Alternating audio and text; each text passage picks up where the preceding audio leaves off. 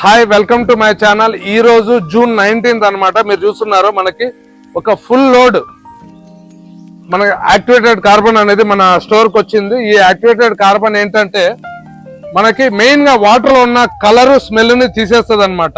ఇది total load వచ్చేటప్పటికి మనకి 25 మెట్రిక్ టన్, అంటే ఒక బ్యాగ్ వచ్చేటప్పటికి 25 కేజీలు ఉంటది. అలాగే మనకి 1000 బ్యాగ్స్ ఒక లోడ్ లో వస్తుంది.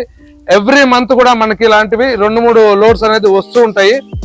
ఇది వాటర్ ప్లాంట్ లోనే కాకుండా ఈటీపీ ఎస్టీపీ లో కూడా ఈ యాక్టివేటెడ్ కార్బన్ అనేది వాడుతూ ఉంటారు.